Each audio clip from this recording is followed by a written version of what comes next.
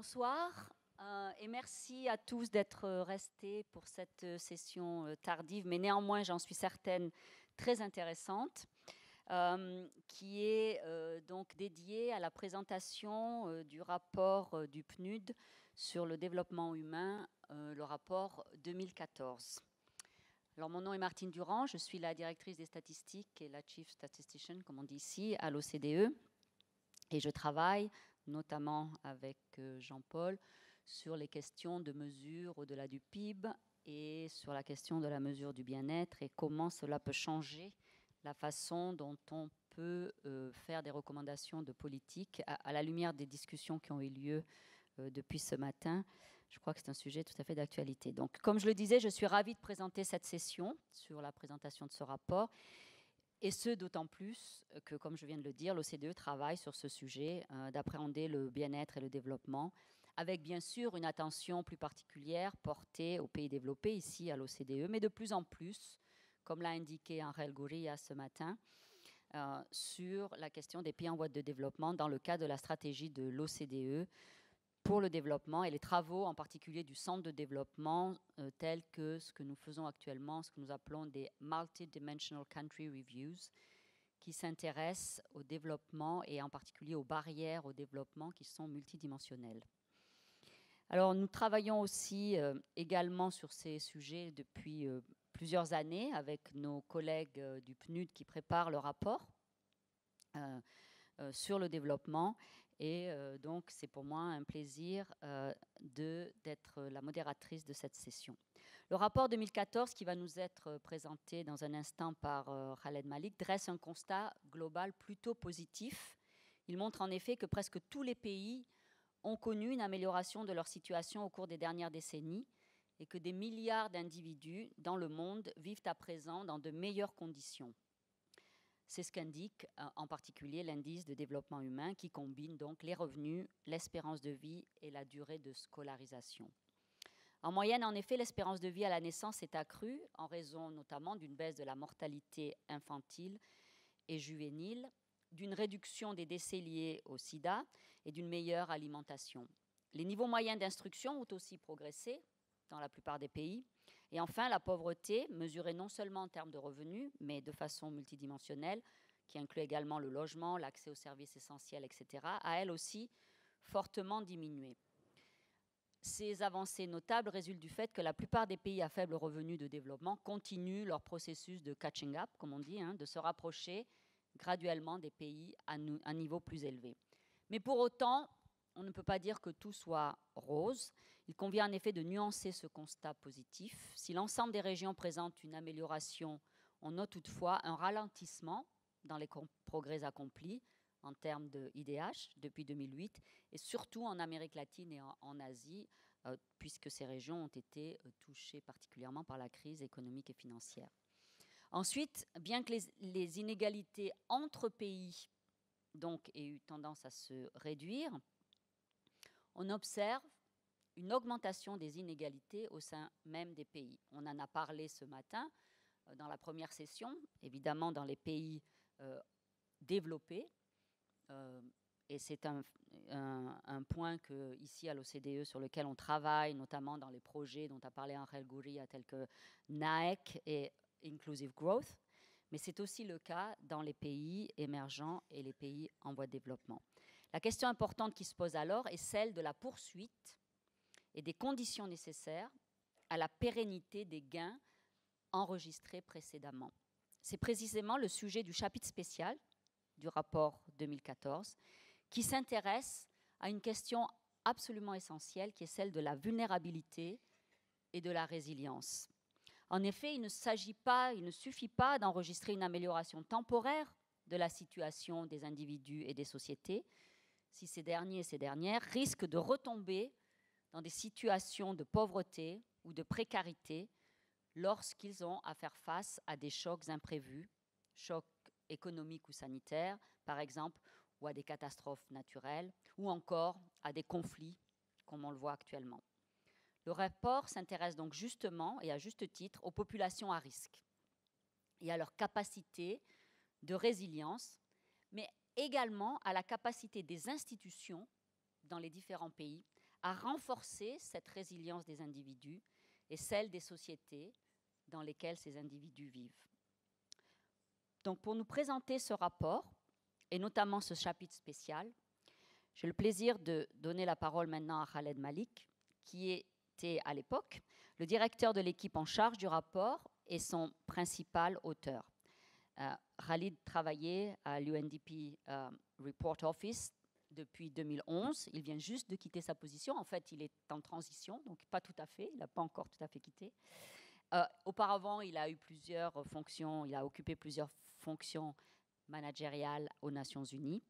Et il a écrit notamment plusieurs livres, mais notamment sur la Chine. Donc, c'est un grand plaisir pour moi de donner la parole à Khaled. Sa présentation sera ensuite suivie par des commentaires et plusieurs interventions par nos intervenants qui sont sur ce plateau et à qui je donnerai la parole par la suite et que je présenterai par la suite. Puis nous ouvrirons le débat et donc je prendrai vos questions pour les intervenants et pour Khaled lui-même. So, Khaled, the floor is yours. Thank you, Martine.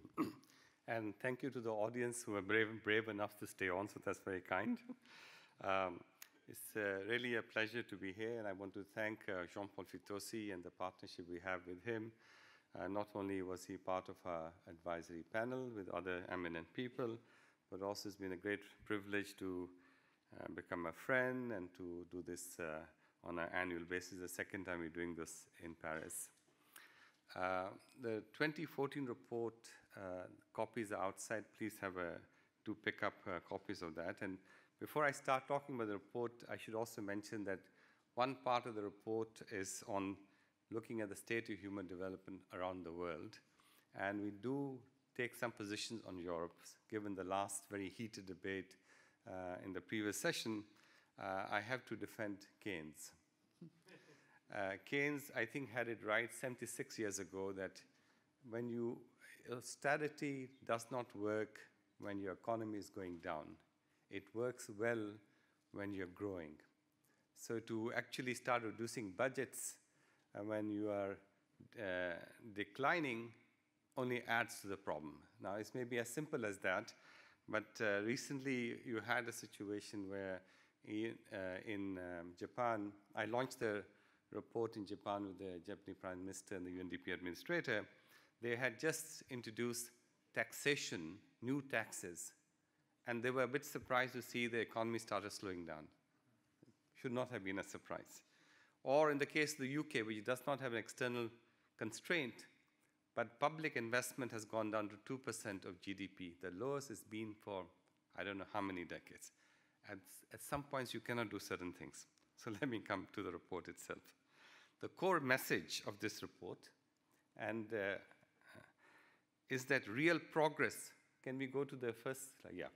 Real progress on human development is not only a matter of enlarging people's choices to lead a healthy, long life, to be educated, and to enjoy a decent standard of living.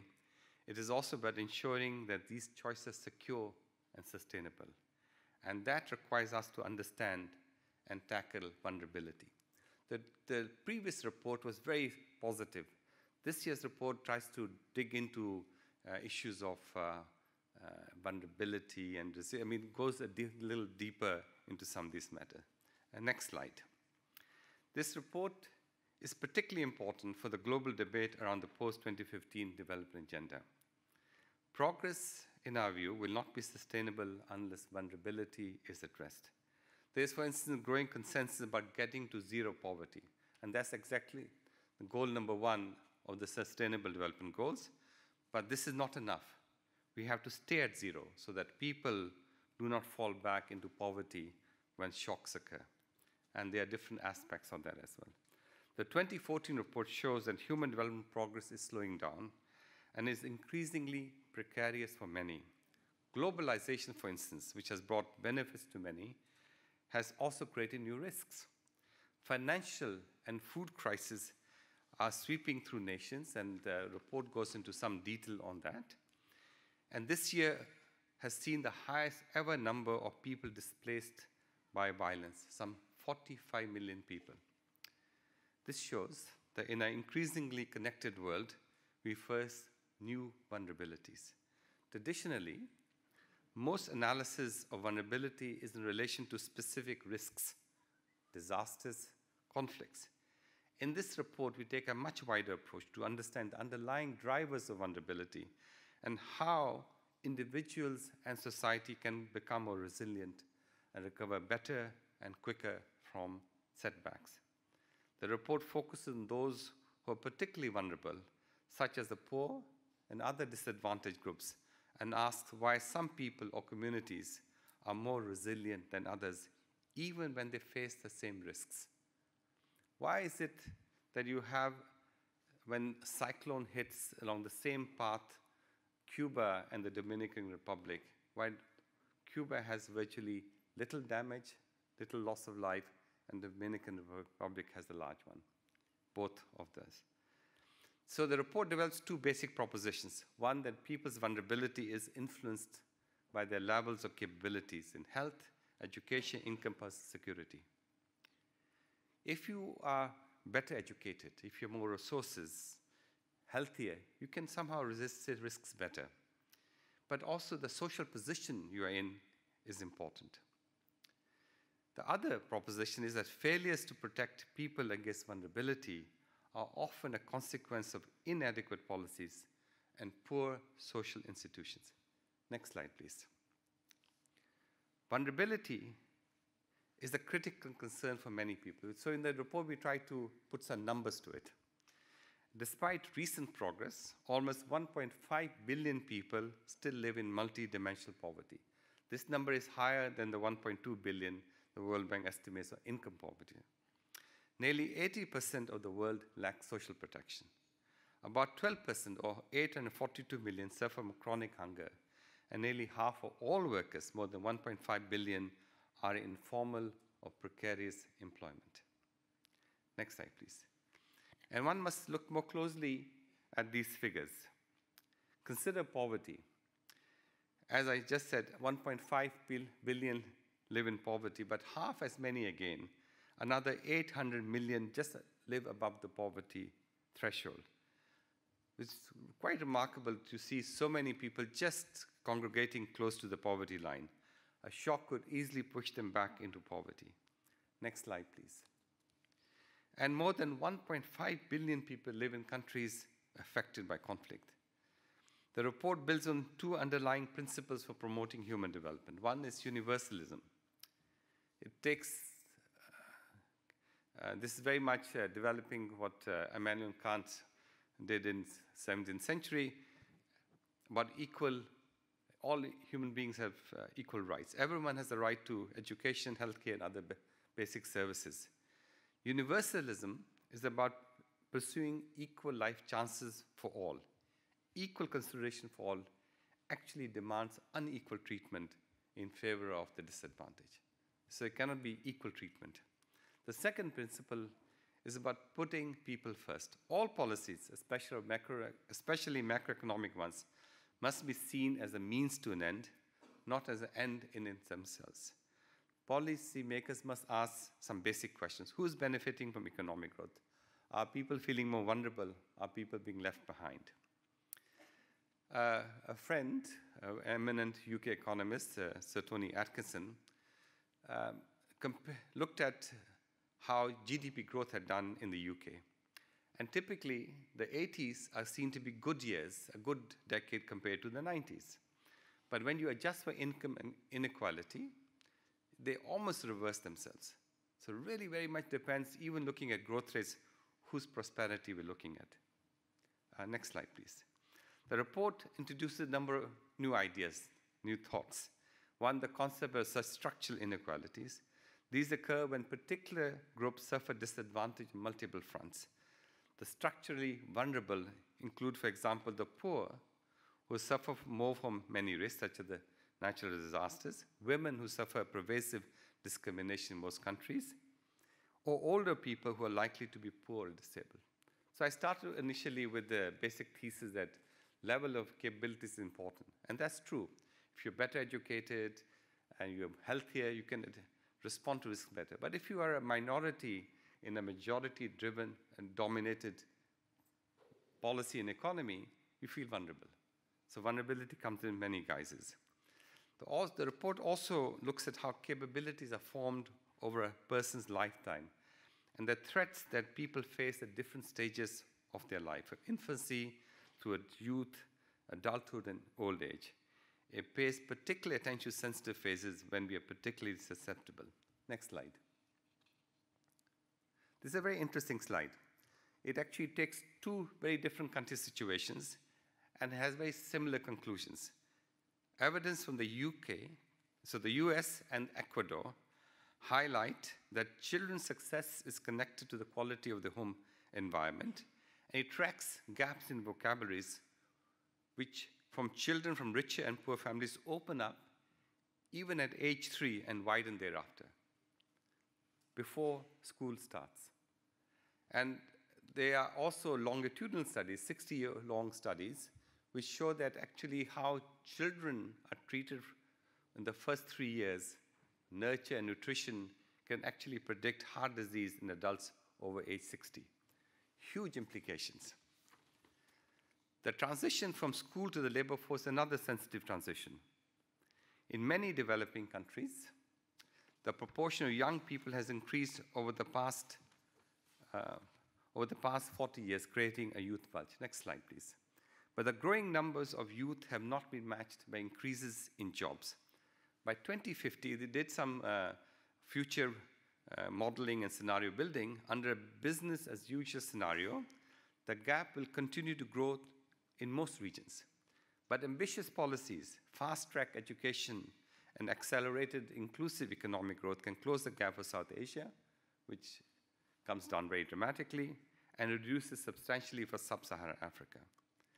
Understanding and reducing vulnerability is only one half of the report.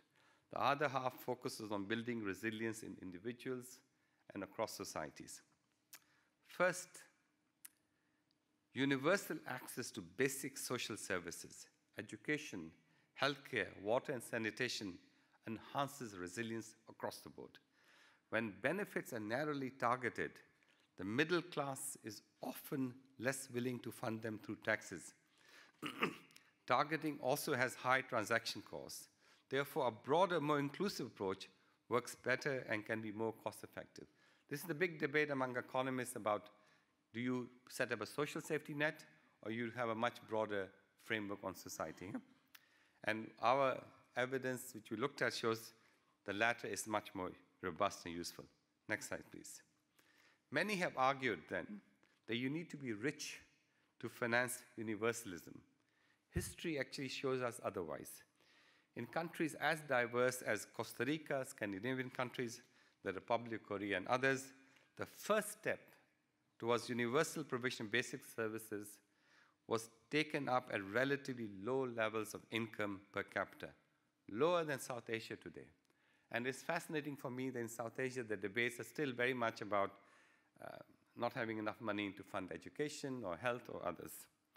And yes, universal coverage takes time, perhaps even decades. But the gains from expanded coverage start to accrue long before coverage is universal. Next slide. This is a really interesting slide. It basically, the report reminds us that social spending should occur when it is most needed. I talked about how the early stages are so critical.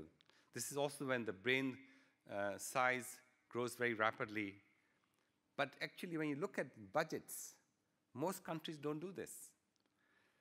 Apart from countries like Sweden, which is a good outlier, children's development and brain growth are extremely rapid in the early years. But this is exactly when budget allocations for public social services are currently the lowest across most countries. And that's, so it's not just the level of budgets, it's also the timing, which is so profoundly important. Next slide. Third, the report makes a strong call for the return of full employment as a central policy goal as it was in the 50s and 60s. We talked about it in the first segment this morning as well. Now is the time to return to that commitment. Full employment brings social benefits that far increase the wages paid. Jobs foster social stability and social cohesion, and decent jobs strengthen people's ability to manage shocks and uncertainty. Next slide.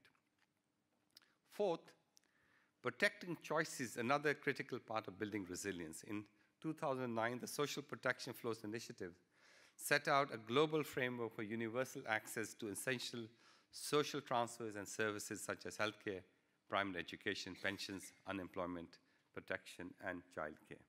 This too is affordable. Even in very low-income countries, the ILO did some interesting work, 12 very low-income countries showing that 4, 5, 6% of GDP, you can do that. And this is exactly where global partnerships can be so critical to help countries start this process, because the benefits for it are very large and long-term. Next slide. Still, these broader universal policies of services and jobs may not be enough if social norms and laws do not protect the rights of groups that face discrimination. A final part then of attacking vulnerability at the national level requires us to tackle long-standing discrimination, because persistent vulnerability is rooted in historic exclusions and uneven access to social services. We looked at conflict and tried to understand why does conflict occur. And when you dig into it, you drill into it, it's an uneven application of basic social services, of rights not being protected properly, and of unequal citizenship. And those, when they're allowed to fester for a long period of time, result or manifest themselves in open dispute and debate. Next slide. But national action can only go so far. International action is also required to address these challenges. There are two basic points which I want to underscore. First, there's an under-provision of global public goods. In fact, the whole day's discussion was about under-provisioning of global public goods, ranging from disease control to global market regulations. This under-provision permits shocks to have global reach.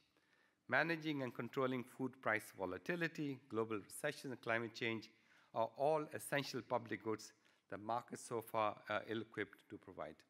I'll give you two examples. One is Syria. We are all witnessing the tragedy unfolding in Syria, but one of the drivers of this horrific situation was actually a major climate change-induced food deficit, which forced farmers, 1/3 of the farmers, something like 2.5, 3 million farmers, to move out of agriculture into urban areas without any jobs there. That created a group of people who could then ally themselves to different forces. The second, Niger. Niger, every decade, has had a food crisis preceded by drought. Then you have humanitarian responses and then integrated UN strategies. But the basic underlying reason is the lack of a climate change agreement. And these things will continue to come every decade. So these are essential public goods which has been underprovided for some time now. Second, there are structural deficits in governance architectures that limit the pace of progress. This needs to be addressed, since no single country or community can alone resolve global market failures. Moreover, regional or global shock absorbers, such as regional financial institutions, are now pressing to reduce the transmission of shocks and diminish the potential for global contagion. After all, the recession of 2007-2008 was triggered by a bank failure in New York. And if you remember, after the Asian crisis in the late 90s, there was some debate of creating an Asian monetary fund. And there was, again, countervailing views on that. In the report, we have now said that this is now timely to look at these things, not just for Asia, but for other regions, so that counter-cyclical policies can be pursued when there's a crisis in one part of the world. Also, many national measures are easier when global commitments are in place. This is why the post-2015 agenda is so important, and that must include universal public services, social protection flows, and full employment as key goals. I was telling Guy Ryder that we need a stronger language in the SDGs, which has come up so far, on full employment in particular. People, for example, should not have to choose which of their children go to school or when jobs are lost. Next slide, please. In conclusion, there's a pressing need to move towards resilient, sustainable human development.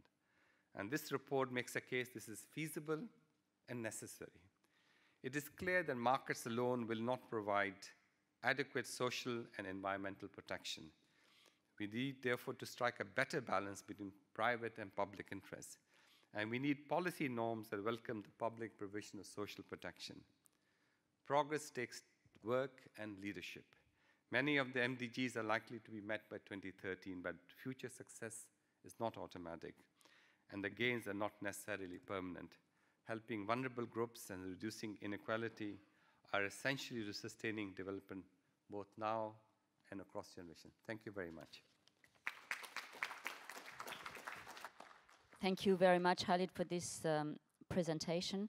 I think that your presentation really gives us a very good assessment of vulnerability, who are the people who are vulnerable and why, and some of the lessons that we can draw, focusing in particular on the who are the people who accumulate the disadvantages, and also if you take the long-term, over the life course perspective, what are the key transition points where people can face really increased situations of increased vulnerability. And some of the lessons that can be drawn from this assessment, such as the importance of early intervention, which, for instance, Jim Heckman has been advocating for many years now in the case of the United States and beyond. But I think what's interesting in your presentation is also that you go further and you draw up an agenda for action. And so I hope that our distinguished speakers will talk about your propositions and comment on your proposal for action. And perhaps one question that I'd like to put to them after they've intervened is whether you, Khalid, and others believe that what's on the table in terms of the SDGs, if implemented, is the right agenda for action to address the issues that you have just highlighted for us. But that's just as a way of introducing the debate. So I'm now very pleased to give the floor for his comments and interventions to Monsieur Jean-Marc Chataignier, qui est l'ancien directeur général adjoint de la mondialisation, du développement et des partenariats au ministère des Affaires étrangères et européennes. Les micros marchent, donc vous pouvez... Les micros marchent, voilà. Donc voilà. Bonsoir à tous et à toutes, et j'ai un grand plaisir de saluer un auditoire aussi résilient pour être resté jusqu'à cette heure tardive de la nuit. Donc c'est un honneur et un plaisir pour moi aussi de commenter ce rapport pour la seconde année consécutive. Donc je deviens un abonné du commentaire du rapport sur le développement humain, et ça me fait plaisir, et c'est un plaisir que je voudrais partager avec vous. Parce que ce rapport, c'est un formidable rapport. Alors ce rapport en particulier, mais aussi en regardant tout ce qui s'est fait, tout ce que le PNUD a fait depuis 24 ans sur le sujet, depuis 1990. C'est la 24e édition, et c'est une édition où on voit encore revenir, et je pense que c'est une valeur fondamentale, l'humain, la dimension humaine, l'humanisme. Ce n'est pas de l'économie pour l'économie, ce ne sont pas des recommandations pour des recommandations, c'est des recommandations au service de la société, au service de l'humanité, au service de la collectivité. Et je crois que cette dimension humaine, j'ai été marqué par ce que disait tout à l'heure le professeur Fitoussi sur « Pensons-nous assez aux générations futures ?» Cette dimension humaine est essentielle dans le cadre de nos réflexions sur notre avenir, sur ce que peut devenir notre planète dans 30 ans, dans 50 ans, dans 100 ans, dans 100 années, dans un siècle, dans 2 siècles, 3 siècles. Donc c'est vraiment une réflexion intéressante. Une petite suggestion d'ailleurs à Khaled, peut-être faudrait-il faire à un moment donné une compilation, l'occasion peut-être du 25e anniversaire, des 25 ans de ce jeune rapport, une compilation finalement de ces recommandations, de ces réflexions sur finalement l'avenir de l'humanité. Depuis le premier rapport, définir et mesurer le développement humain jusqu'à maintenant, quel est finalement ce corpus de doctrine qui s'est élaboré? Et on sent bien quelque part que ce corpus de doctrine, il fait un petit peu balance avec un autre corpus de doctrine qui a été défini à 200 ou 300 km de là, à Washington, et qu'il y a une réflexion qui n'a pas toujours été balancée, notamment dans les discussions internationales, dans les débats internationaux. Question, qui parmi nos décideurs, qui parmi nos présidents de la République, qui parmi nos premiers ministres, qui parmi nos ministres des Finances lit effectivement ce rapport par rapport à ceux qui sont publiés par d'autres institutions non moins prestigieuses et non moins honorables, bien sûr. Nous parlerons de l'OCDE, de la Commission européenne ou de la Banque mondiale. Mais en même temps, les sujets qui sont ici abordés sont des sujets à dimension longue, qui nous engagent tous, et peut-être sur lesquels nous ne prenons pas assez le temps de réfléchir. Là, peut-être une petite critique au professeur Fitoussi, l'horaire de cette session aussi par rapport au sujet d'autres débats qui ont été abordés dans la journée, et effectivement cette dimension du temps long et de notre avenir. Pour en revenir au cœur du sujet, je ne voudrais pas faire une paraphrase de tout ce que vous avez dit qui était excellent et de ce qu'a dit encore Khaled qui était aussi excellent. Je crois que le constat du rapport est clair. Jamais nous n'avons fait autant de progrès. Et on le voit bien, de progrès économique, de progrès social. Premier constat. Jamais la lutte contre la pauvreté n'a été aussi efficace. Et en même temps, jamais les vulnérabilités, les fragilités n'ont été aussi importantes. Et ce que nous construisons, ce que l'humanité construit, le modèle de développement que nous construisons est aussi fondé sur des fragilités, sur des frontières. Je crois qu'il y a toute une école de réflexion, notamment en Suède, sur le sujet, sur les frontières de l'humanité. Nous sommes à la limite de l'épuisement de certaines ressources. Nous savons sur le climat, nous savons sur la préservation de la biodiversité, nous savons sur un certain nombre de sujets. Et donc, le questionnement de la vulnérabilité est de plus en plus fort. Et la bonne nouvelle, effectivement, aussi que nous apporte le rapport de Raleigh et du PNUD, c'est qu'il y a aussi les moyens de faire des bonnes choses, qu'il y a les moyens de conduire des politiques publiques efficaces. Donc je passerai sur les commentaires même sur le rapport. Je pense que c'est une invitation pour vous à le lire et je pense à en prendre connaissance. Ce qui me semble important, donc dans les 3 commentaires que je voudrais faire avant de répondre spécifiquement à votre question, ce qui me semble important dans ce rapport, premièrement, c'est qu'il va quand même plus loin que les réflexions de la Banque mondiale, qui a commencé à s'intéresser sur le sujet, qui travaille aussi sur ces questions d'assurance, de gestion des risques. Il va plus loin, il insiste véritablement sur le lien étroit entre la réduction de la vulnérabilité et les progrès du développement humain. Donc ça dépasse le cadre de préconisation simplement de politique publique. Ça prend en compte, et ce que Raleigh a très bien dit, ça prend en compte les différents niveaux d'action. Et on voit bien que la vulnérabilité, c'est une vulnérabilité individuelle, mais c'est aussi une vulnérabilité collective. Et on agit sur les 3 niveaux on devrait agir plutôt, et c'est la recommandation de Raleigh, sur les 3 niveaux de la vulnérabilité et de la résilience. Celle, bien sûr, des individus que l'on peut aider, celle des groupes intermédiaires, des collectivités que l'on peut aider, et puis celle des institutions et celle des États. Et on s'aperçoit que cette question de vulnérabilité des États et de résilience des États est aussi une question cruciale.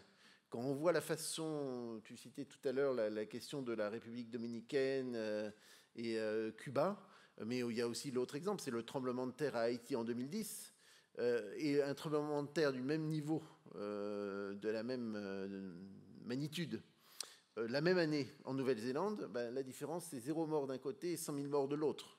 Et donc là, on s'aperçoit qu'il y a une action, il y a le sens d'une action collective possible. Donc ça, c'est un message très, très, très heureux de ce rapport. Ce rapport est aussi cohérent, alors pour le coup, je vais prendre une casquette un tout petit peu institutionnelle, ministère des Affaires étrangères, tout à fait cohérent avec les positions que la France défend dans le cadre de l'agenda des objectifs du développement, des objectifs du développement durable, du post-2015, sur toute une série de questions. Et il préconise notamment le renforcement de la couverture santé universelle, dit qu'elle est possible pour des pays aussi qui n'ont pas forcément des grands niveaux de développement économique. Le rapport s'inscrit aussi pleinement dans l'approche sur les droits que nous défendons. La préoccupation pour l'emploi et l'emploi décent est aussi très importante. Et ça, c'est une question structurelle, évidente, du développement économique du monde actuel que nous connaissons, qui est aussi, il faut le dire, construit sur un certain nombre de déséquilibres et de faux avantages comparatifs d'un certain nombre de pays par rapport à d'autres.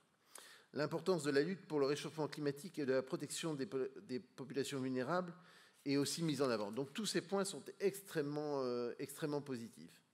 Il rejoint un certain nombre de travaux, donc je me permets une toute petite page de publicité, que nous avons conduit en France, avec lequel d'ailleurs nous avons échangé avec Khaled sur cette thématique de fragilité et résilience, les nouvelles frontières de la mondialisation, des travaux collectifs, donc il y a des bons de commande à la sortie, que nous avons conduit avec l'Agence française de développement, avec le ministère des Affaires étrangères, avec l'IRD, l'Institut de recherche pour le développement.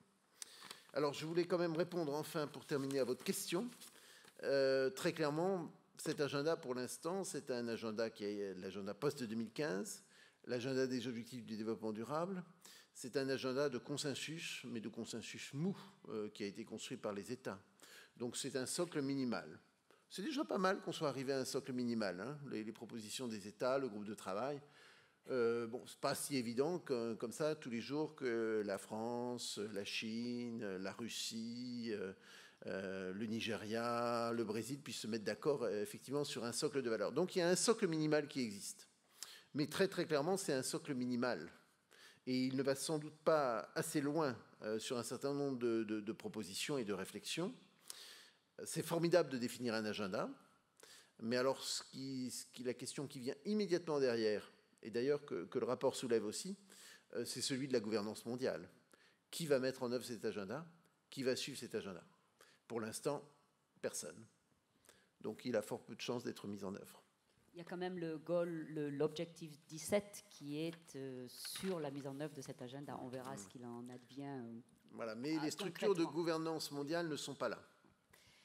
Très bien, merci beaucoup pour ces points très importants. Je retiens en particulier ce que vous avez dit sur la vision de long terme par rapport à celle de court terme, y compris la question des, ce qu'on dit en anglais, les thresholds, c'est-à-dire, je ne sais plus comment vous l'avez dit, les seuils.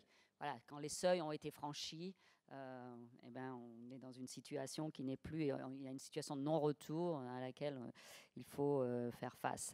Alors cette question de la vulnérabilité, c'est maintenant, je vais passer la parole à Jean-Paul Fitoussi, qui était d'ailleurs dans le rapport, le fameux rapport de la commission sur les performances économiques, la commission Stiglitz, Fitoussi, Sen, justement était l'une des dimensions, la vulnérabilité économique, l'instabilité, qui était une des dimensions qui était soulevée comme étant très importante et qui devait être approfondie, et sur laquelle, je dois dire, et c'est pour ça que je félicite le PNUD d'avoir choisi ce thème, sur lequel il y a eu beaucoup moins de progrès effectués en termes à la fois de réflexion et de mesures par rapport aux autres dimensions qui avaient été proposées par la commission Stiglitz. Mais je passe la parole maintenant à Jean-Paul Fitoussi. Que je n'ai pas besoin de présenter, je suppose. Merci Martine.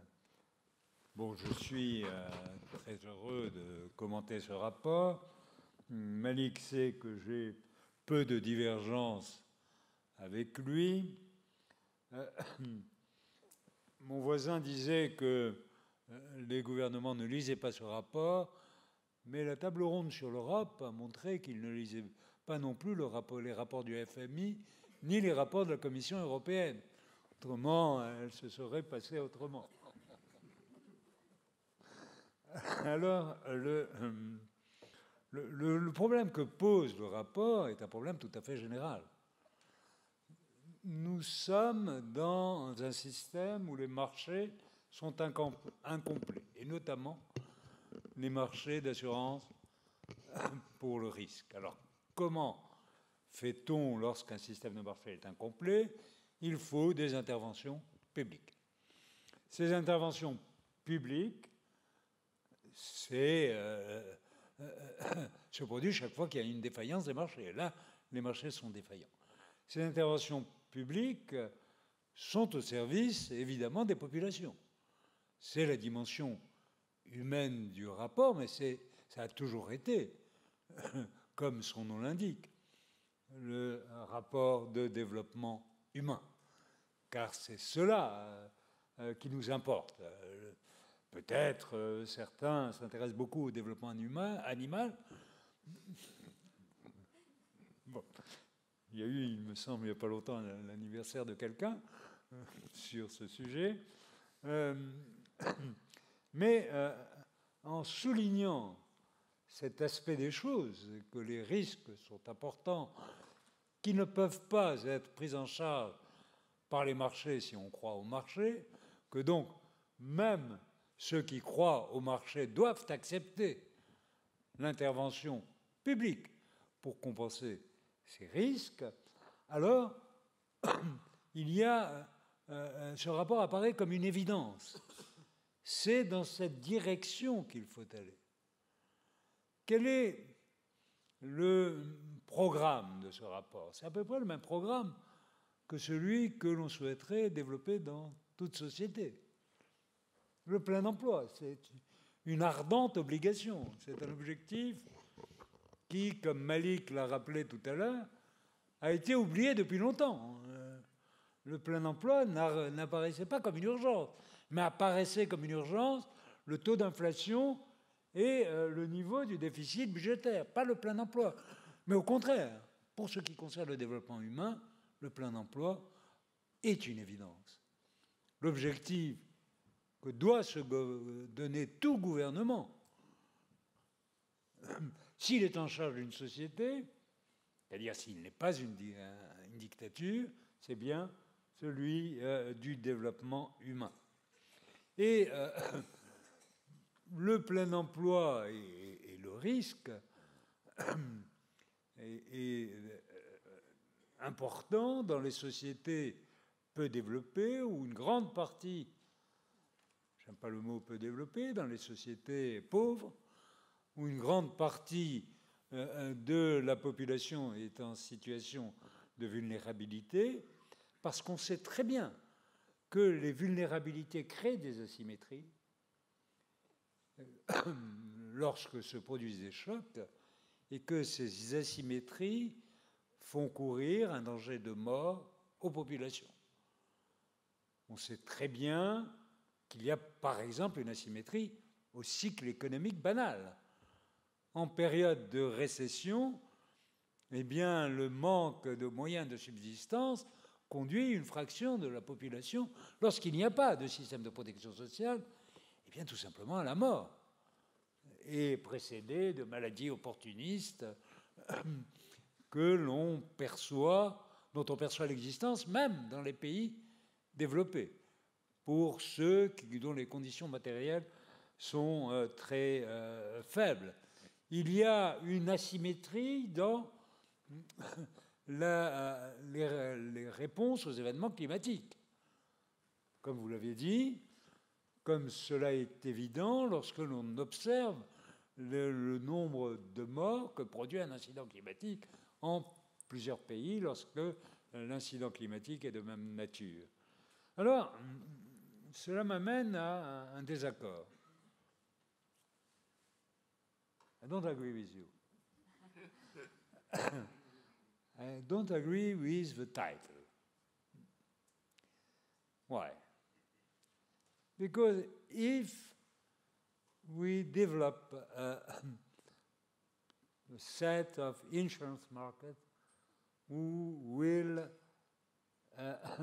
make the evolution more symmetrical, that will increase human progress, not only sustain human progress. Parce que si les phases de baisse sont moins accentuées, que donc si les phases de baisse sont symétriques par rapport aux phases de hausse, alors on augmente le progrès. J'aurais appelé enhancing human progress. Not only sustaining human progress, sustaining and enhancing human progress. Et que chaque fois qu'on lutte contre les vulnérabilités, alors on élève le niveau nécessairement de bien-être dans la société. Si de surcroît on introduit les biens publics, et notamment les services aux personnes, les services sociaux, dans une approche, et je partage assez le choix fait dans le rapport, qui est celui de préférer une couverture universelle à une couverture ciblée. Il me semble qu'il y a des complexités et des injustices qui permettent ainsi d'être évitées, surtout des corruptions, qui sont ainsi évitées lorsque la couverture est universelle et non pas ciblée. Donc, évidemment, il faut mettre en œuvre cet agenda, plein emploi, protection sociale, attention portée aux périodes fragiles du cycle de vie, aider les personnes à passer les transitions complexes, y compris de celles du travail à la retraite, mais aussi de celles de l'âge adolescent au travail et de celles de l'enfance. Donc, cette vision en termes de cycle de vie et de repérage des périodes de transition qui rendent les personnes particulièrement vulnérables me semble essentiel dans le rapport. Là, l'énoncé des catégories de population particulièrement vulnérables, la reconnaissance dans le rapport du fait que, quelles que soient les sociétés considérées, dans l'état actuel de notre organisation sociale, les femmes sont plus vulnérables que les hommes. Et elles le sont pour plusieurs raisons, y compris dans les sociétés pauvres, en raison de la violence qui se déchaîne, que l'on pense, par exemple, à ce qui se passe en Inde. Donc, le fait aussi de dire que la protection sociale ne dépend pas du niveau de richesse. Autrement, le problème est résolu par l'absurde. On dit laissons les gens mourir de faim quand ils sont pauvres, et quand ils seront un peu plus riches, on les protégera. Non, c'est quand ils ont le plus besoin d'être protégés qu'il convient de les protéger. Et qu'il convient de développer ce système de protection sociale, là aussi, comme un système d'assurance contre les risques que chacun peut développer, qui permet à chacun d'utiliser toutes ses capacités, ses capabilities, comme dit ça, et dont celle de choisir la vie qu'il souhaite conduire, plutôt que la vie qui lui est imposée. Alors oui, certes, il faudrait une gouvernance mondiale pour mettre en place un tel agenda. Et il est peu d'espoir. Regardez comme c'est difficile en Europe de s'accorder sur un certain nombre de critères. Alors, s'accorder à l'échelle du monde. Mais il y a quand même, dans le développement du monde, il y a une telle asymétrie, là aussi, et il y a un tel intérêt au développement, porté au développement, ne serait-ce que parce que les marchés en développement sont des marchés porteurs, pour des raisons égoïstes, que j'ai bon espoir, avec les objectifs du millénaire, j'ai bon espoir qu'une partie de cet agenda sera mise en œuvre. Une partie. J'ai peu d'espoir que l'assurance chômage, que le système de protection sociale au sens où nous l'entendons dans nos pays soit mis en œuvre. Certains éléments de ce système seront mis en œuvre, mais plus tardivement, je crois. Et si vous voulez, l'un des obstacles au développement de ce système est aussi la vision du monde comme un champ de bataille de compétitivité. Car évidemment, la thèse qui se développe, c'est que pour gagner des marchés, il faut être plus compétitif. Et pour être plus compétitif, il faut se contenter d'un système minimal de protection sociale. Et certains pays peuvent trouver dans cette argumentation un alibi pour ne pas développer de système de protection sociale. Donc bravo, encore une fois, c'est un agenda, c'est un rapport qui contient une richesse d'informations considérable que je vous conseille vraiment de lire. Bon, les gouvernements, c'est pas très important qu'ils le fassent. Merci.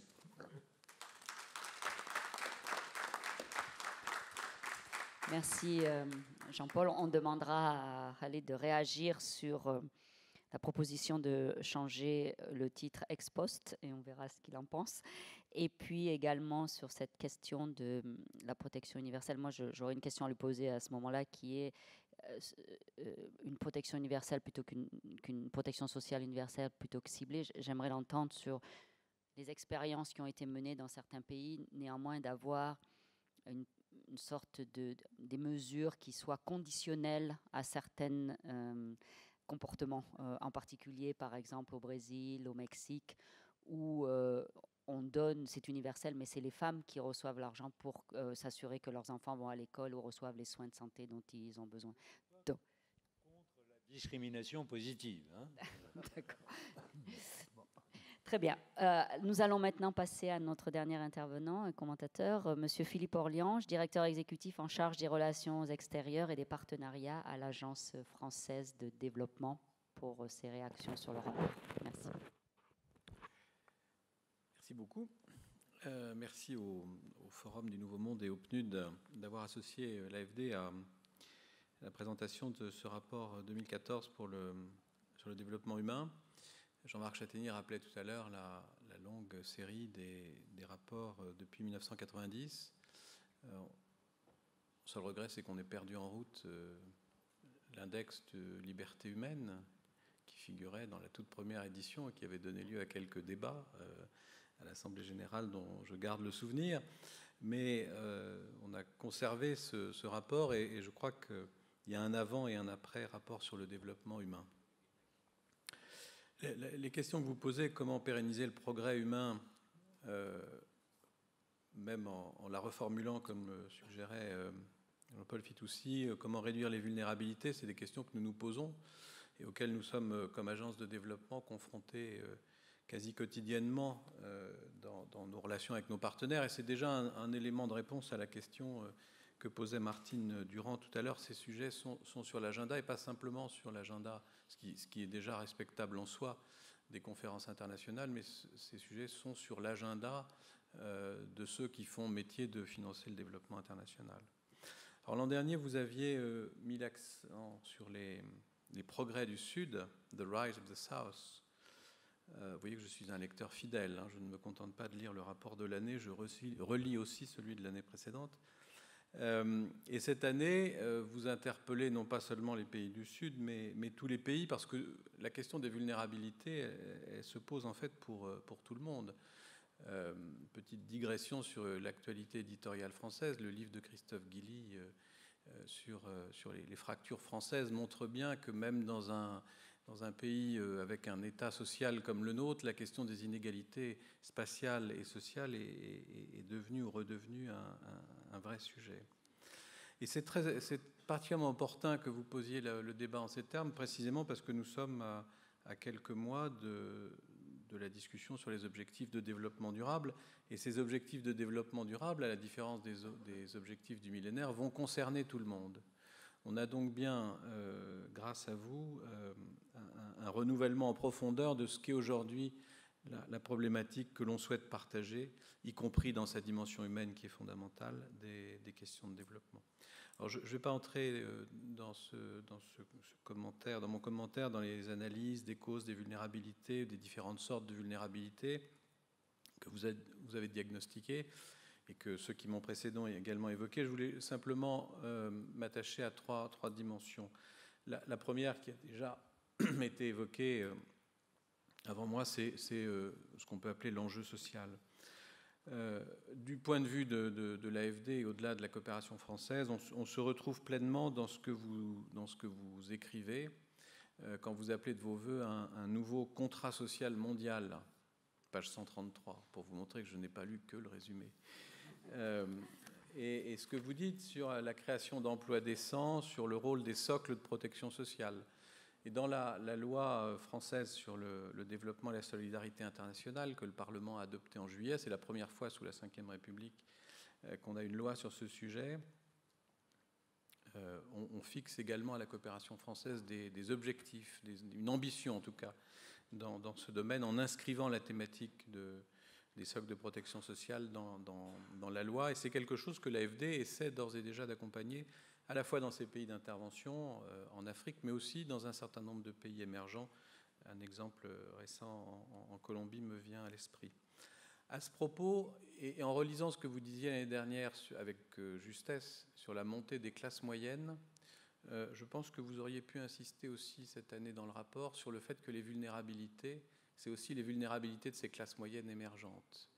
Et que si on veut non seulement avoir un pacte social mondial, mais aussi des pactes sociaux nationaux renouvelés, voire créés, il y faut, et il y faudra de plus en plus, une adhésion de ces classes moyennes pour éviter une posture d'opt-out qui rendrait le pacte social, qui invaliderait le pacte social. Deuxième point sur lequel je voulais insister, c'est l'enjeu climatique qui occupe assez largement la scène, et avec raison ces derniers temps, mais qui est aussi un enjeu du point de vue des vulnérabilités. Et vous savez que pour la coopération française en général, pour l'AFD en particulier, c'est un sujet essentiel, qui va le rester, qui va même le devenir de plus en plus, parce que les dérèglements climatiques, c'est aussi une source de vulnérabilité croissante. Troisième point, l'enjeu de gouvernance. Je vous rejoins pleinement dans ce que vous dites sur le rôle des États, et c'est bien qu'on rappelle dans des rapports comme le vôtre ce que doit être le rôle des États. Également ce que vous évoquiez, ce que vous dites de la coopération internationale. Je pense que vous auriez pu aller plus loin dans la dimension territoriale de la lutte contre les vulnérabilités. Les vulnérabilités comme les inégalités, mais aussi comme les dynamiques de croissance, s'enracinent dans des territoires. Et l'expérience que nous avons, nous, de bailleurs de fonds, de financeurs directs de collectivités territoriales, c'est que c'est souvent la bonne dimension à la fois pour le diagnostic et aussi pour la solution. Juste quelques brefs instants sur ce point, une manière de réponse à la question de Martine Durand. Ce que l'on voit de plus en plus dans l'agenda des pays ou des institutions avec lesquelles nous coopérons, c'est que précisément les politiques publiques nationales font une place accrue au traitement de ces vulnérabilités, qu'elles soient sociales, environnementales, à niveau national ou au niveau territorial, ce qui montre bien la place que prend cette thématique sur l'agenda international. Donc même s'il y a des défaillances ou des insuffisances ou une absence de mécanismes de gouvernance internationale pour suivre cet agenda naissant des ODD, on voit quand même que ça percole dans l'agenda des politiques publiques nationales. Et puis pour finir, je voulais donner un coup de chapeau à l'équipe sortante du rapport sur le développement humain et vous dire à l'équipe entrante tout l'intérêt que l'on a à continuer à travailler avec vous et à soutenir cette entreprise remarquable.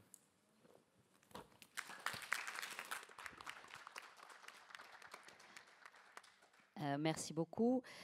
Je vais faire réagir évidemment Khaled. Il y a beaucoup de questions et de commentaires qui ont été faits et auxquelles il aura tout le temps de répondre. Notamment, je trouve que ce point que vous venez de faire, Monsieur Orlianche, sur la question de la vulnérabilité des classes moyennes me semble absolument essentiel. C'est une question qui se pose dans les pays développés, hein, les pays de l'OCDE, mais également, je crois, de manière, quand on parle de vulnérabilité, dans les pays en voie de développement, où on voit cette émergence des classes moyennes, mais c'est quelque chose qui est fragile, c'est-à-dire qu'il suffit qu'il y ait un choc, justement, quel qu'il soit, pour que ces classes moyennes retombent très vite soit dans la pauvreté ou la précarité. Donc c'est un sujet évidemment très important. Et la question de la dimension territoriale est aussi, me semble-t-il, fondamentale, parce que souvent, quand on parle de gouvernance et qu'on parle d'efficacité de politique publique, c'est souvent à ce niveau-là, finalement, que l'efficacité va être la plus importante. Mais si Khalid me le permet, je vais peut-être ouvrir le débat avec la salle pour prendre 3 ou 4 questions, étant donné l'heure avancée. Comme ça lui permettra de répondre à toutes les questions en une seule fois. Donc j'ouvre le débat. Donc si vous avez des questions à poser, levez la main, identifiez-vous et dites à qui vous adressez votre question. Oui, mais je veux dire, si vous avez aussi des remarques sur les remarques, c'est aussi important à l'avoir. Donc je vois une personne au fond de la salle là-bas, si vous pouvez lui transmettre le micro. Bonsoir, une question à Monsieur Khalid Malik. Quel est Pouvez-vous vous identifier, s'il vous plaît? Oui, Kate Sliman, en dernière année à Sciences Po Paris. Merci. Justement, ma question porte sur l'instabilité politique et l'impact que cela peut avoir sur le développement humain. Par exemple, dans les pays arabes, est-ce qu'il y a un décrochage au niveau du développement humain, sachant que beaucoup de pays arabes avaient accompli de très grands progrès dans ce domaine? Merci. On a peut-être le temps de prendre une ou deux autres questions, sauf si... Ah, une question de ce côté-là. Ah, monsieur. Non, apparemment, il n'y a pas de question à droite, donc donnez la parole, monsieur. Merci. S'il n'y a pas de questions, je voudrais poser une question pour se projeter. Oui, pardon, Jean-Pierre Kling, au ministère des Affaires étrangères et du Développement international à Paris. Donc oui, pour se projeter dans l'avenir, monsieur Malik, vous avez déjà publié 25 rapports sur le développement humain depuis 1990. Donc vous avez couvert la plupart des sujets sur le développement humain. Donc on peut se demander ce que vous allez faire maintenant, je veux dire, l'équipe du PNUD qui publie ce rapport. En 2016, on se doute bien que vous allez faire un rapport sur les objectifs post-2015, mais en 2015, finalement, sur quoi portera le rapport? J'imagine qu'on a commencé à travailler dessus. Et puis, je pense que ça peut être utile aussi pour les commentateurs qui sont ici sur le plateau, pour qu'ils puissent se préparer avec un peu d'avance s'ils reviennent l'année prochaine. Peut-être que le rapport de 2015 suivra les conseils qui lui ont été prodigués par M. Chataignier et qu'il fera une compilation des 24 rapports précédents, outre la question de l'analyse des objectifs post-2015. Donc je vais passer maintenant la parole à Khalid pour des réponses à toutes les questions qui lui ont été posées et des commentaires. Martin, thank you, and thank you to our resilient audience, as Chaitanya talked about. Let me just respond to the questions first and then make a few general comments. When we looked at the Arab Spring, we actually looked at it in great detail in the last year's report and this year's report and found why is it that the Arab Spring mostly happened in countries with relatively high human development levels. Tunisia, Morocco, Egypt. And when we dug into these issues, we basically concluded that when people get more educated and they're globally connected, the relationship between the citizen and state starts changing. Younger people, and people generally, expect more from the state. They expect better jobs, they expect to be treated with dignity, and this puts a lot of pressure on governance systems which have not been adept necessarily in responding to it. And one particular factor which was quite instrumental was the lack of jobs. So when you add all of it up, it's not a surprise why it took place in countries with relatively high human development, which meant they had higher incomes, they had higher education, they expected more, and they were able to articulate that better.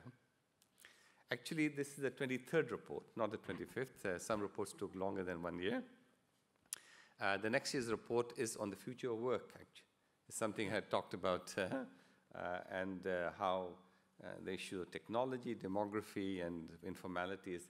And actually, it arose from this year's report because once you got into looking at employment issues, full employment, social cohesion, you really came to a realization that this almost has become a forgotten topic.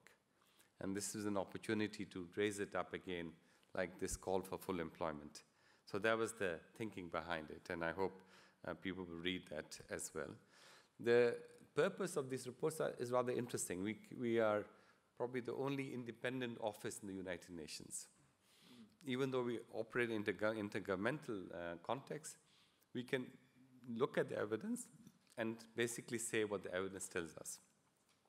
There's a box in this year's report on the responsibility to protect, R2P. Had a huge amount of debates within the UN when we were drafting that, because it's so sensitive, no one wants to touch it. And we finally exercised our independence, at least raise the issue, because there were clearly some challenges on that very aspect as well. And it's very much geared to people who are interested, policymakers. You know, when I took over the position some years ago, I looked at the past history, and basically there was the first 6 years, which was led by Mahbubul Haq, a Pakistani, eminent Pakistani who launched this report. You realize that he was, in a sense, trying to influence policies which can improve the lives of people. And that's what tradition we have maintained somehow. And that brings us to a few points which were raised. The Sustainable Development Goals. You know, when the MDGs got started, they got started in an interesting way. A few people in New York basically got together, saw what work had been done in the past, and just basically drafted the Millennium Development Goals, had a summit meeting, and got them to endorse it. And there, I think we have to acknowledge the leadership of Kofi Annan, the Secretary General at that time.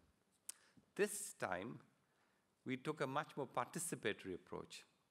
Literally millions of people around the world have been involved in the definitions and debates on what to include in these goals. And of course, the reality, the consequence of all of that becomes it gets very difficult to bring it all together because you have opened it up so widely. It's good for ownership, but challenging to put coherence together. And I think the issues are mostly there in the 17 sustainable goals which are being discussed right now in the high-level sessions and will probably continue and be settled, I hope, by autumn next year. But there's great need to be clear what we are really aiming at. And I think there's a great need to have clearer measurement goals. The reason why the Human Development Report got so much in demand was actually the attempt to measure progress and rank countries. So countries which do well in the ranking, like us, countries who do not do well hate us. So it's a love-hate relationship. But it forces the leadership of those countries to try to understand why did they not do better, or why did some neighbors do better, and therefore becomes an opportunity to improve policy. So that, I think, was a big and I think the SDGs have a great opportunity to do that once the next year, till autumn next year, we can settle it fully. Secondly, since Jean-Paul and I mostly agree on most things, you know, this title business, I'm always amazed at the kind of debates which take place on the cover, the title. And the thinking was that progress, when you talk about human progress, you're already talking about improving things. So we have to find a way of sustaining that movement up. It's not just, so it does cover actually both points. The third point I wanted to make, which is also something Jean-Paul highlighted, is human development fundamentally is about putting people first. And markets have to serve people. And that really is a conversation which is needed at every country, what kind of society do you want? Do you want a society which looks after people? And the issue of targeting versus universal approaches is ultimately a political conversation. Economists have many views on it, but if the middle class does not support universalism, it will not sustain itself. It's as simple as that. And the middle class, if it does not benefit from it, will not sustain itself. So it is a political idea fundamentally. And I'm very glad that people talked about the rise of the South. Actually, you made a point about the Political Freedom Index. Every 4 or 5 years, the Human Development Report Office is under threat of being abolished. Why? Because people get fed up of us saying certain inconvenient things, and they want to squeeze us. In the 2010 report, this is one of the reasons I was asked to take over, was we excluded Cuba from the rankings, and all hell broke loose. Not just for Cuba, but there were 12 countries who were determined to get rid of us. And when I first joined the office, the Cuban ambassador came to see me in the first week, and I was not ready for him. But the leader of Cuba, the real leader, Fidel Castro, had written an article denouncing us and making this a foreign policy objective #1 of Cuban government to get rid of us. So and this froze relations between the UN office in Havana and the government because of this. So it took us about a year and some visits to Havana to sort that out. But what I'm saying is that I'm glad people read the report. And there has to be a little sting in the tail for them to understand that this is of great value to people everywhere. And this is why we spent almost half of the report on policy discussions and looking at evidence that if you have higher level of jobs, you are just better at many, many levels. I'm sure we could have done better. This is true. I'm also very pleased that the report is actually translated into 21 languages, which is, I hadn't realized that we were also a publishing house in a way. So it is available in French. I hope they did. I don't think they sent it in French. I hope they did. Yeah, so yes, you have it in English. And I think it's been a great opportunity to really learn about development that matters. And therefore, when Jean-Paul and I met, we found a kindred spirit at many levels. And ultimately, if you look after people, the economy does better and society does better. It's actually quite surprising that both in terms of evidence, in terms of reality, human development is the only approach to take for the future. Thank you very much, and thank you to the kind audience for being so resilient. Thank you very much, Khalid, for this intervention. Bon, il est tard. Je crois que tout le monde a eu une journée très chargée et productive, dense, avec beaucoup de réflexions, donc beaucoup de food for thought, comme on dit en anglais. Ne faites pas trop de rêves sur ce que vous avez entendu aujourd'hui. Prenez le temps d'y réfléchir et revenez tous demain pour une nouvelle journée du Forum du Nouveau Monde qui, je suis sûre, sera aussi passionnante qu'aujourd'hui. Merci beaucoup d'être restés si tard.